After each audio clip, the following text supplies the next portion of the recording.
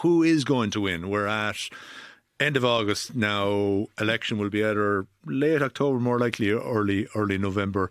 At this point, who are you putting your money on, Mary? Yeah, this terrible question. At this point, I think it's going to be a very competitive but also very close run race. If we had Jim Gavin, Heather Humphreys and Catherine Connolly as things stand, it's kind of anyone's for the taking depending on the campaign.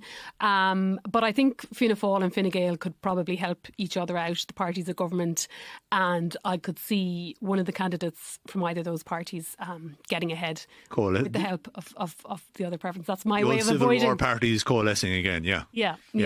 John, you're living in the great gambling county of Kildare. Who are you back in here? It's a bit like asking in January or February who's going to win the football and hurling All-Irelands when we haven't even seen any of the league matches. The comparison here, we don't even know who the field is going to be. We have yet to learn what Fianna Fáil and Sinn Féin are going to do. However, I will.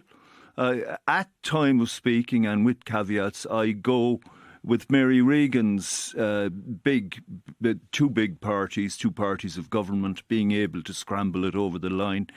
If Jim Gavin runs, I think he would win.